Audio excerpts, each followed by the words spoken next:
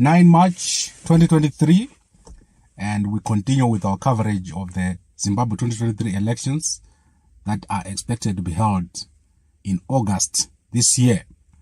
And today we're looking at the press conference by CCC President Nelson Chamisa.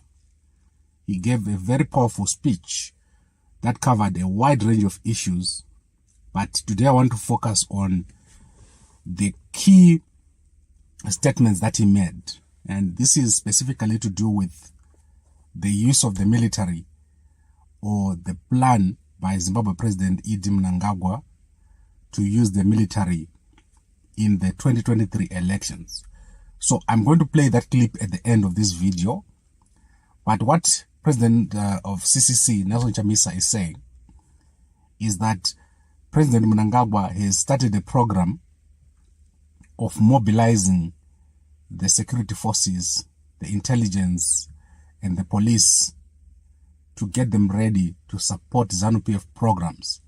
And he says there is currently a program within the state security services called civic education, where ZANU-PF propaganda is being taught to these people who are supposed to be impartial in the national politics.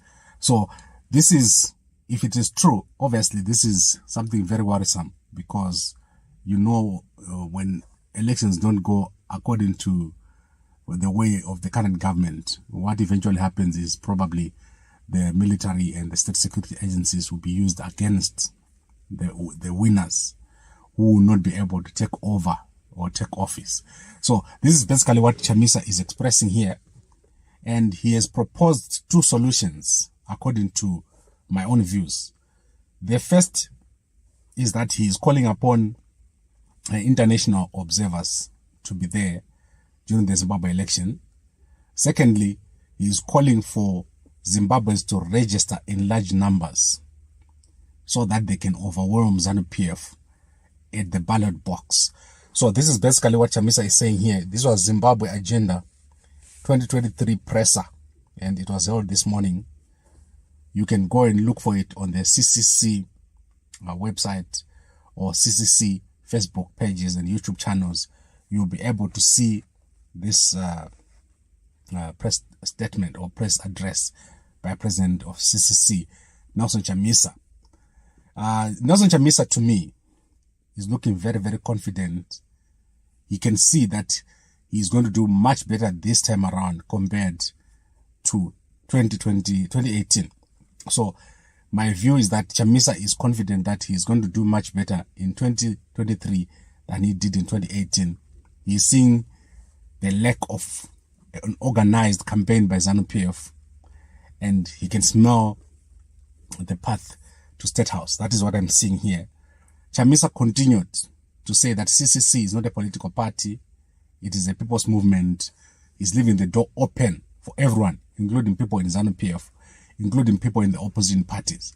So what you are seeing here is Chamisa proceeding with the ideas which were there of the National Transitional Authority. You remember the days of the MDC alliance. This was very, very big.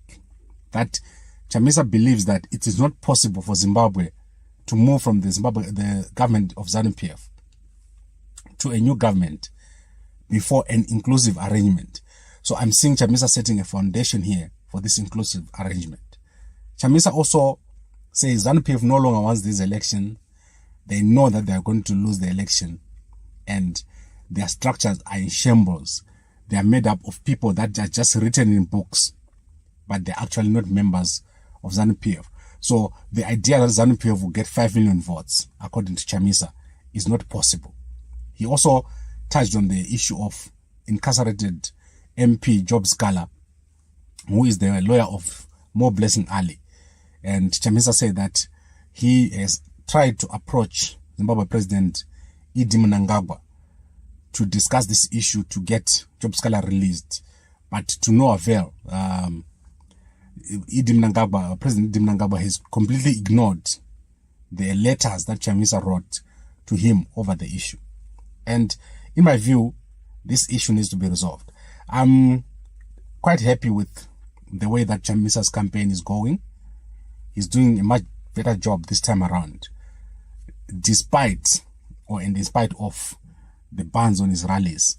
Chamisa is managing to get his word out. And this is going to be very problematic for ZANU-PF. Chamisa also addressed the issue of the voters' roll, and I want us to touch on that later on this week. It's going to be a very difficult election for ZANU-PF. I keep saying this.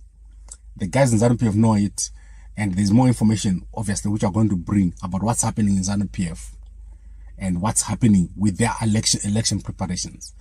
It's going to be a very, very difficult year for them, especially with Chamisa showing this kind of order and clarity of thought that is giving in terms of his issues, in terms of his plans, and in terms of an unorthodox approach, which ZANU-PF is finding very difficult to deal with.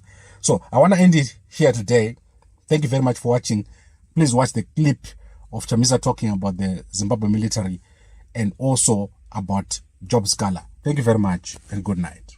The partisan and illegal criminal conduct of trying to populate our national institutions with ZANU-PF propaganda. I get reports every day from those who are serving in our uniformed forces that they are getting what is called the civic education program, which program is trying to teach those institutions party issues. Zimbabwe is bigger than any political party. Our soldiers, our police, our intelligence services are not supposed to be subjected to partisan propaganda. And made the effort to write several to Mr. Mnangagwa to say, deal with these Scala issues embarrassing us internationally and nationally. He has chosen not to respond. But I've written to him. I wrote to him private conversations to indicate to him what the issues are, but he has ignored them. I've done my bit, and I continue to do more, particularly in the context of reaching out and making sure that this